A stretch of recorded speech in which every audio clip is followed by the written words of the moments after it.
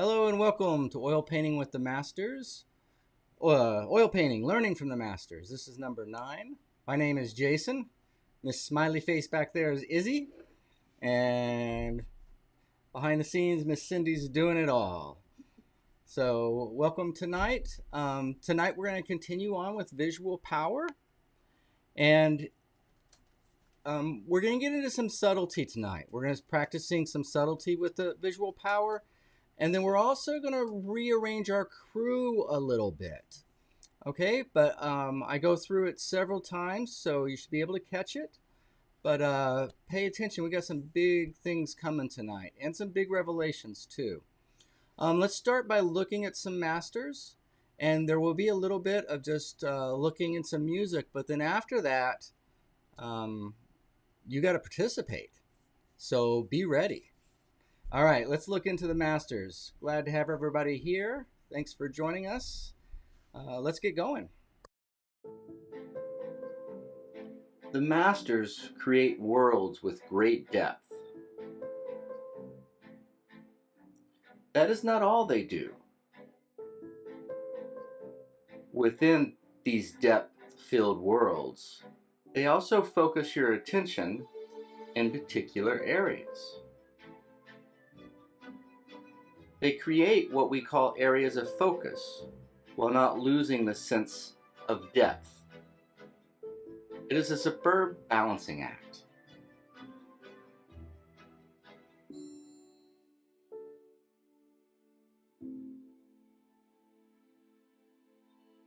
So tonight, we're going to talk about visual power in a much more subtle way.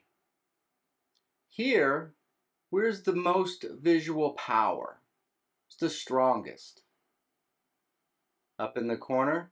And now can you see how as it graduates towards the light, it's stronger and stronger? Very subtle, but you learn to see it by practicing.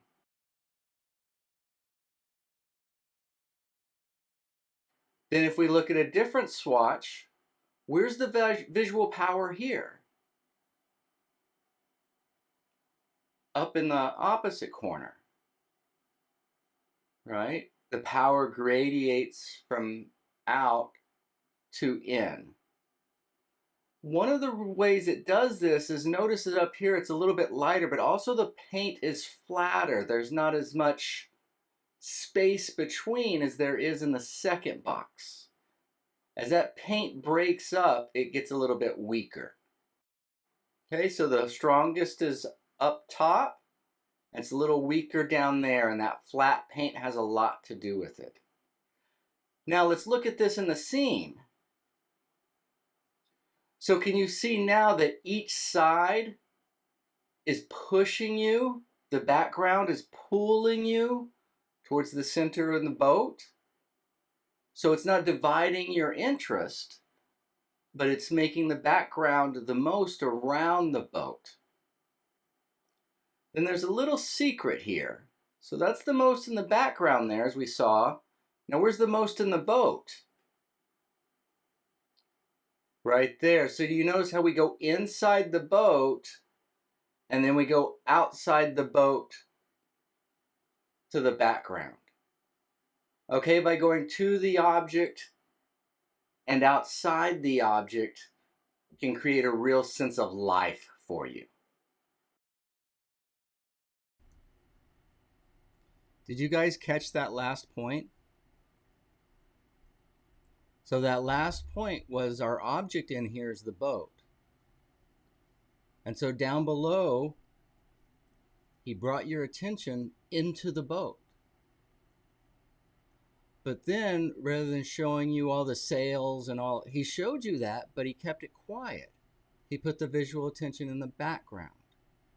That really makes things seem alive when you go from the object to the background, back to the object, to the background. Okay? If some of you guys thought that the visual power was somewhere else, just be patient. For one thing, we're working off a photograph, which isn't going to correctly represent everything. And then on top of that, we're playing it through computer screens. Okay? But it's a good idea if you want to practice this that call up some master paintings. And then where nothing's happening, can you crop that big nothing? And then within that big nothing, big background, big middle, where is it more and where is it less, and how have they done it? Okay, so it's a way to investigate, to open your vision to something else. All right, what do we got next? Okay, so next we're going to run through the demo. And on the demo, I kind of lay out our new crew, or the new roles for our crew in here. Okay, again, you're going to see this a few more times tonight. So very repetitive, because we're going a bit deeper and we're building on top of everything we learned. All right, so let's watch the demo, and then we'll meet back up before we do the exercises, or before we look at some student work. We began the course talking about visual power. We created a crew of highlight, light, middle, and dark. And although I did not mention it at the time, that setup works very well for form, for portraits, head painting. But now we're up to something different. Instead of portraying form, we are portraying depth, distance. For a sense of depth, we want to draw the viewer's attention to the horizon. And we're going to do that by making the outsides, or the top and the bottom, darker. And then just above the horizon line, that'll be lighter. So we'll literally go to the light. Okay, so let's revisit our crew in terms of distance. So first off, we're not going to need the highlight just yet. So let's scratch that. And then our lightest value is at the top, and the darkest value is at the bottom. And here what's going to happen is our middle is going to go up to the lightest spot. So it'll go middle, light, dark. Okay, and our middle will be right above the horizon. Let's define the middle as what everything disappears into. Okay, and the middle here is actually part of the sky, and so is the light. The sky won't have a dark. The ground will have a light and a dark. And the trees will have a light and a dark. Now, it's not the same dark as the trees and the ground, and it's not the same light in the sky, ground, and valley and trees. The darkest value will be the trees, the ground will be a little bit lighter, and then the sky will be the lightest. As you see on the palette, we've repeated this pattern. It's set up slightly different. Across the top is the lightest, the middle, right? And that's going to be in the sky near the horizon. Make that purple with white, black, and some cad red.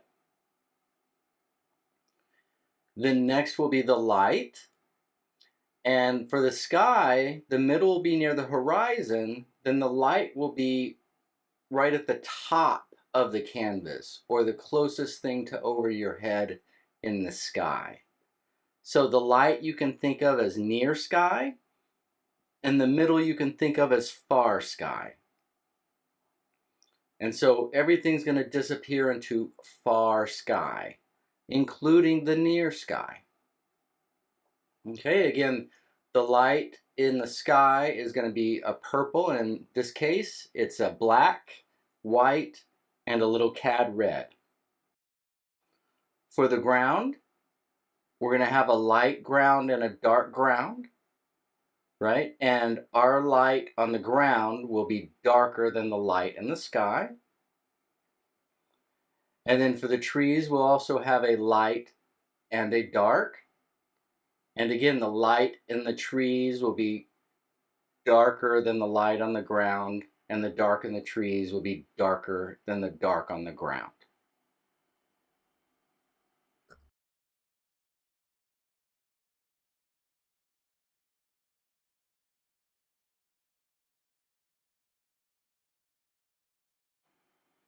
So once we have that all mixed up, I want to say a little word about harmonizing here. So how I handle this is if I split the middle just into 3 piles, it's the same middle. When I harmonize, like for the trees, I'll harmonize it with the tree dark and light, the middle. For the ground, I'll harmonize the middle for the ground light and dark. Right? And then what I'll do is once I have the trees and the ground, the middle, that I'm going to use to influence the trees in the ground as they go back into space, I'll take both of those, a little bit of each of those middles, and influence the middle of the sky. Okay, I hope that made sense. They're going to be very, very slight differences, right? But when you're working with the ground, you don't want any shocks. You want it nice and easy. And so just by harmonizing it towards the ground a little bit, that'll do that. Harmonizing towards the trees will make the trees go back nice and easy. All right, let's see how this looks on the canvas. Beginning with our darkest dark, which in this scenario is the shadow of the tree. And for all the trees, I basically just put them in shadow at this point. We could develop light shadow a little bit more later. But we want to try to honor the sky holes, and then we also want to start thinking about the contour a little bit and developing that at the same time we develop the value and the color of the tree. Then to work our way back to the next bank of trees, it's already in there, but 2 things are going to happen linearly. It's going to get, for linear perspective, it'll get, the second bank will get shorter in height, right? It might be longer, a longer bank, but it has to be shorter. And then also we're going to add some middle to the dark of the tree to take a little of that visual power away, because there's atmosphere between us and that second bank, and so it will be slightly weaker. The third bank of trees again is shorter in height, and then we're going to add more middle again to bring it closer to the middle and to make it visually weaker. For the ground, we'll start with the dark or shadow on the ground, and it'll be at the base of this tree. And then we're going to weaken it a little bit with the middle so that it'll be under the trees in the background as well.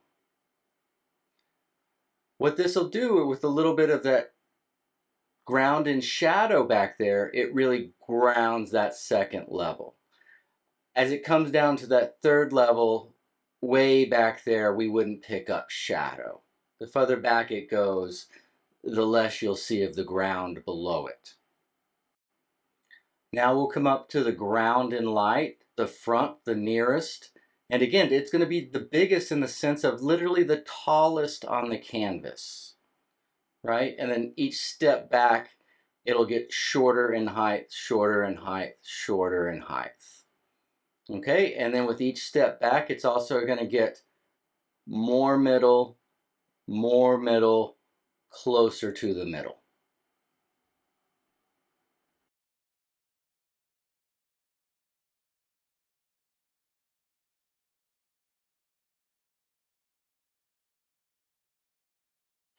Now I'm going to get to the middle, the lightest part of this, and put that just above the horizon line, not the bottom of the sky, because there'll be some dust and stuff, but just above the bottom of the sky. And generally speaking, it's a good idea to have a pretty soft edge between the end of the ground and the horizon. Okay, and with each layer, notice how I worked into the trees with that layer to give the negative shapes. So now that I have the bottom, what I'm going to do is get the top, and then we're going to tie them together. And we tie it together or adjust the strength of the top by introducing more of the horizon or the middle, right? The top is the sky, what we're calling the light, and that's nearest us. And then the middle is the lightest part of the sky, very near the horizon. So again, we're going to go from darker sky up on the top to the lightest sky right above the horizon.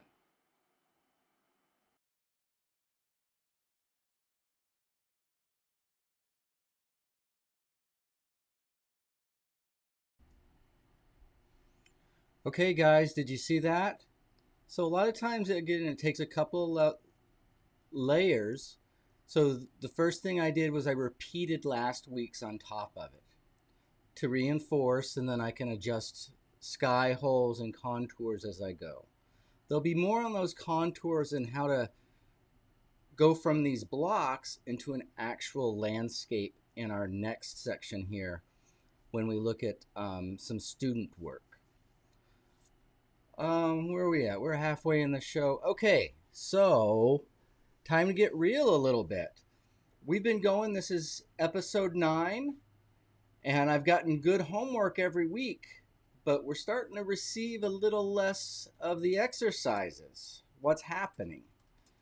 So this isn't a big deal other than to really understand what I'm saying, you need to do it.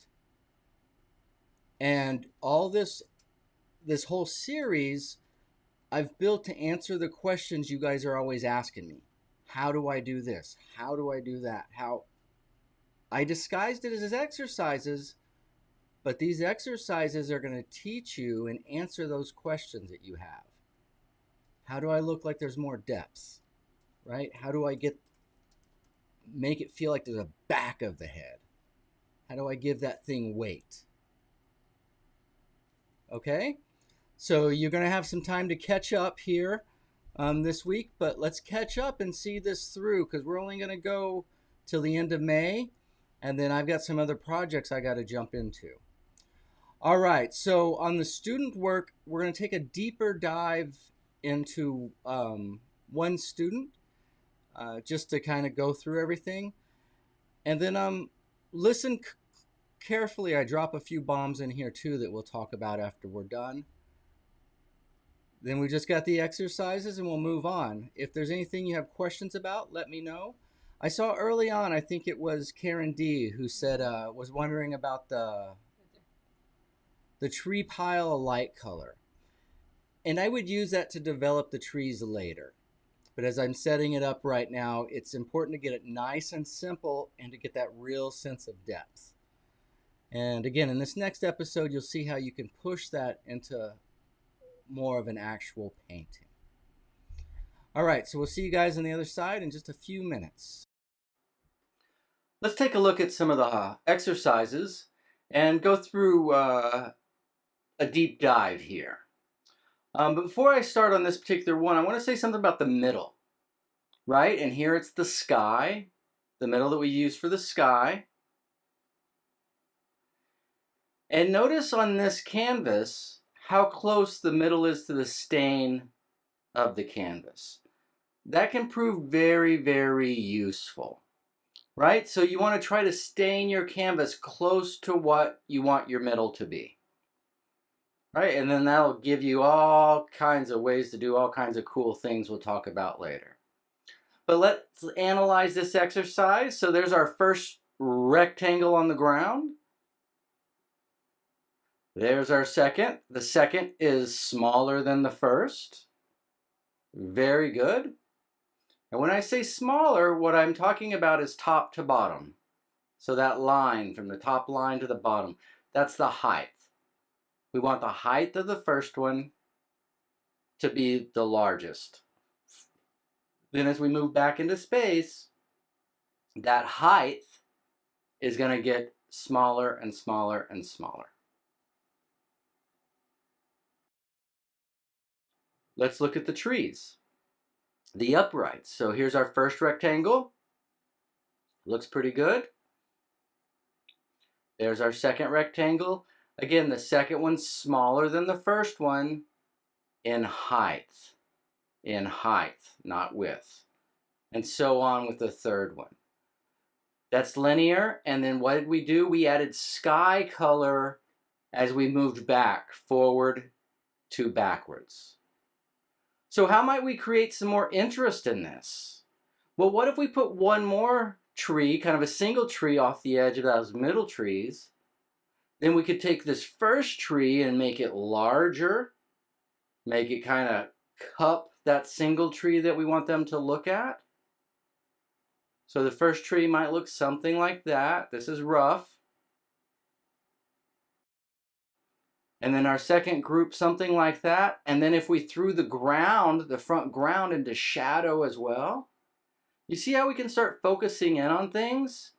And then with the negative shapes, we can tell the viewer, look here, look how interesting this is.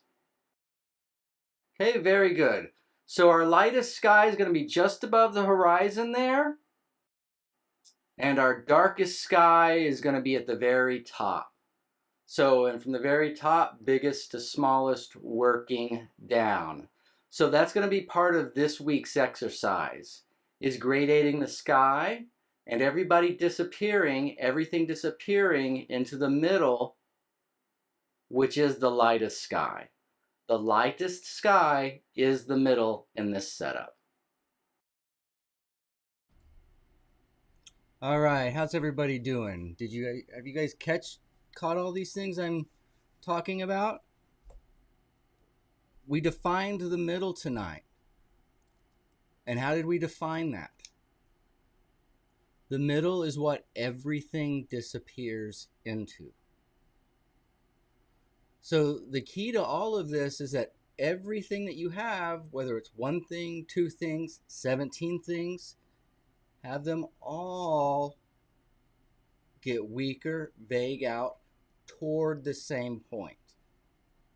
Then that'll make a harmony of your scene.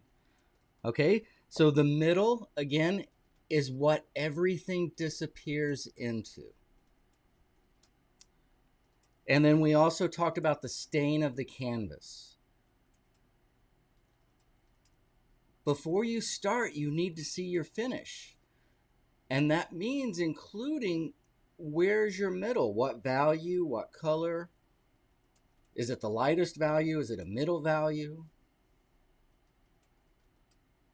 And then you want to know that before you stain your canvas, because then you're going to try to stain your canvas as close to that middle as you can. Okay.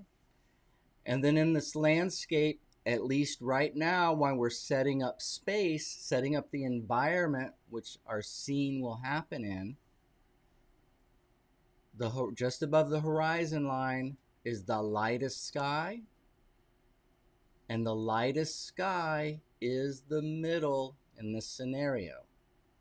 So the front or near or dark sky disappears, get weaker into the lightest sky. The ground, as it moves back into space, gets weaker towards or similar to the lightest sky, by mixing some of that lightest sky and more of it as we move back into space. Same thing with the trees. So some of the things I'm trying to convey through this is that you are the artist. You are responsible for how you set everything up. There's no template out there. There's no way to paint an apple. There's no way to paint a landscape.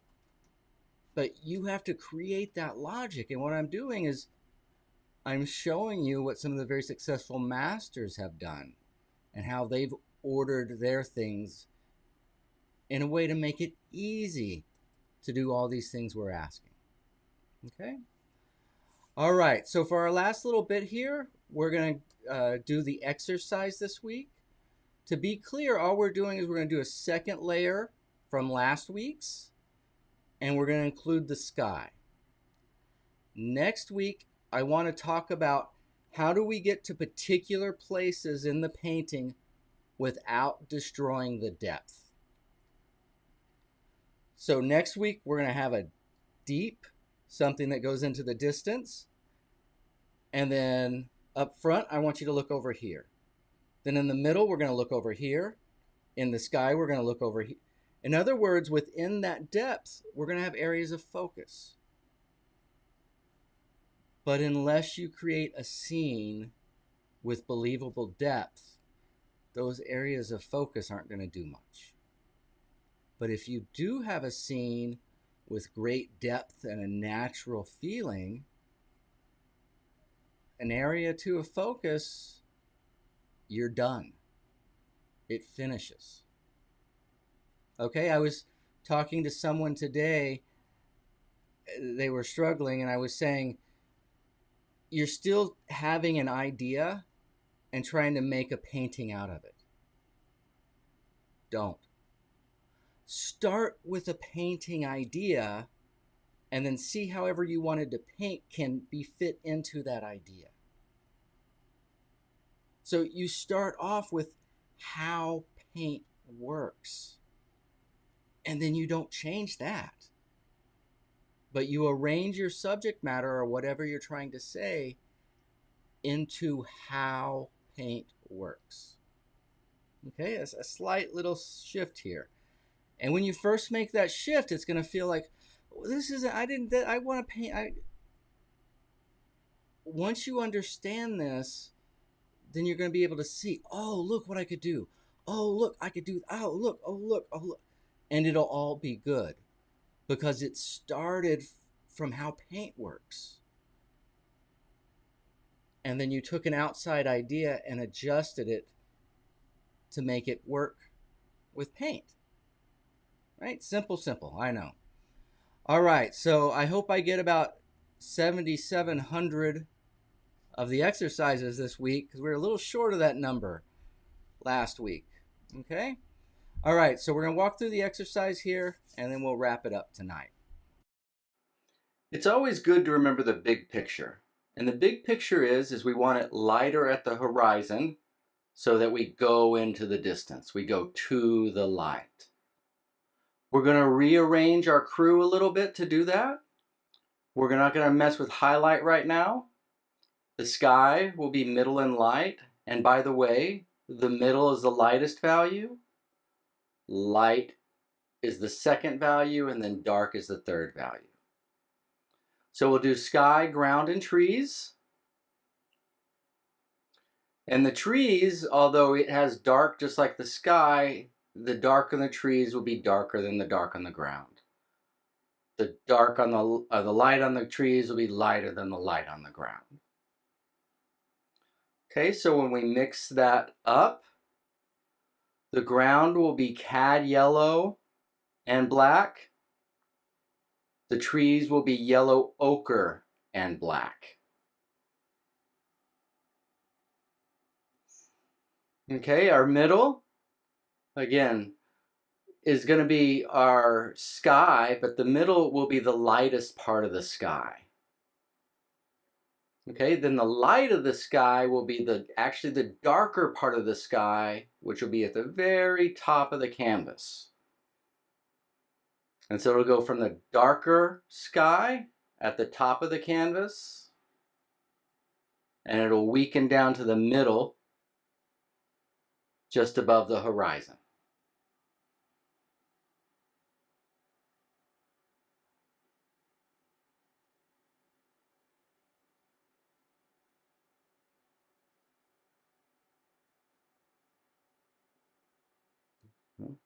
So our sky, we're going to keep purple.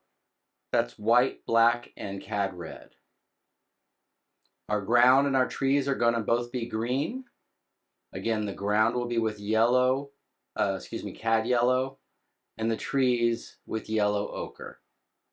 So in light, it will be white with the yellow plus black. Then you can use burnt umber to adjust the chroma. Black will be the same, the dark will be the same as the light, except it'll have no white in it. Okay, don't forget to harmonize. Take the time to do that. That will make all the difference. And it's a very subtle thing, but what I do is I split the background into 3 sections: sky, ground, and trees. Or the middle, excuse me. And then for the tree middle, I harmonize the tree colors. For the ground middle, I harmonize the ground colors. And then I take a little bit of both of those middles and put it into the sky middle. It sounds complicated, but what you're doing is you're just leaning the middle a little bit towards the trees or a little bit towards the ground.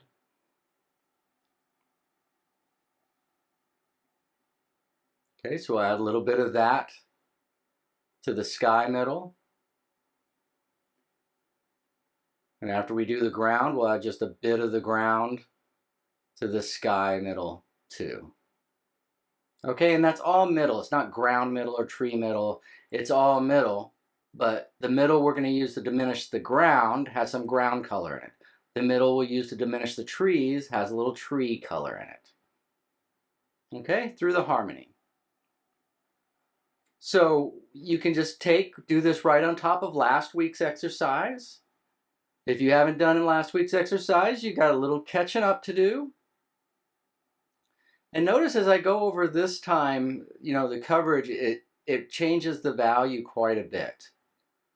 My canvases are pretty slick, and so it usually takes a layer or so to get decent value. Okay, so we have our first upright rectangle, and that's our darkest dark. Then to weaken it, back to the second. How do we do that? Well, you remember some of that middle that we added tree color to? We're going to take a little of that middle and just weaken our first dark. And that's how we'll get our second tree, and it'll look like it's going back into space because it's not as high, not as tall, it's shorter. The value's a little bit weaker, and so is the color. Okay, and all I did was add middle. The middle weakened the value and the chroma. And then finally, we're at our last tree stand back there. And again, we added more middle to our tree dark, by the way. And then we decrease the size again. We'll reinforce our ground shadow here first. And then that ground shadow too, I'll weaken with a little bit of middle. In particular, the middle that I mixed a little ground color into. And then I'm just putting it down here behind at the base of that second one to set those down. You wouldn't see it in the background. That's too far back there. Now we'll start on our first ground rectangle, or first section of space. And again, this will be the biggest, the tallest. And in general, it'll be darker and richer, and then get lighter grayer towards the middle as we go back. And we do that simply by adding the middle. I do realize it's jumping around a little bit. My easel danced with me a little bit on this one. So there's nothing wrong with your eyes or the TV, but that easel was just bopping around every time I touched it. Okay, and then last but not least, that last one, we want that really close. Okay. Now I'm going to jump to the lightest light, or the middle, right? So this is the lightest sky just above the horizon. And that's going to be the smallest portion of the sky too.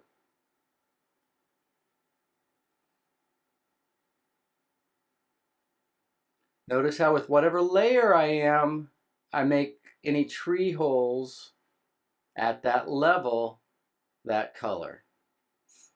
Okay, so this will be my darkest sky, and the brilliance about this is I can adjust this how, if it's too dark, by just adding a little of that middle to knock it down just a tad.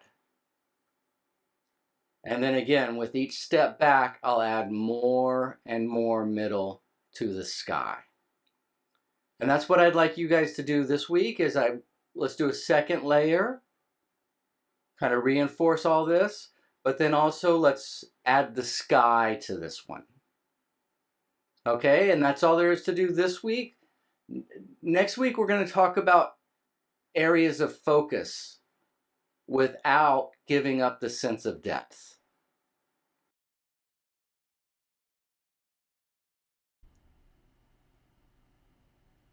What do you guys think? Too much? I'm not, everybody's hearing a few people in the chat. Yeah, I do know it can be complicated and everything, but that's why I set up the crew. And then hopefully this week with the explanation of how I changed the crew, that'll make some sense. Okay? The other part of this is depending, unless you have the exact same paints I do, you're going to have to use your eyes and look for yourself because maybe your paints don't act exactly like mine do. So make sure as you're going back into space that it's getting weaker and weaker and weaker. Okay? You can do it. You're in charge. You're the artist. This is your art. And my whole goal is to give you the power to do what you want to do. Okay? All right. Great week. We ran a little bit over 30 minutes, but that's all right. Not a big deal. Thank you all for being here. I'd love to see a lot more of these exercises. I know we're into 9 weeks, and by this time, we've all had something happen and interrupted us and everything. So if you do, try to get up on your feet, back caught up this week, and then next week we'll talk about getting to areas of focus. Okay? And so if you know how to create form for portrait, distance for landscape, or movement across for still life, and then you're able to put pieces of focus along a path of movement, or as Izzy would say, mwah, perfect. All right, everybody, we're so blessed to know you. Please like and subscribe. We really appreciate it. If you thought this was something spectacular, we appreciate all the donations and everything you have offered. I've brought another person in that's working with me on the videos, production assistant. We're going to be doing some editing and filming. So hopefully things that you see coming out in the future, again, will level it up. All right. In the meantime, paint, paint, paint. Smile, smile, smile. It's spring, spring, spring. All right. Let's go be happy. A bunch of catching up to do. All right. You can do it, Janny. I know. All you young kids out there. Woof, all that energy. All right, we love you guys. We'll say bye with... Good night, everyone. Thanks for joining us. Bye. We'll see you again next week. Thank you.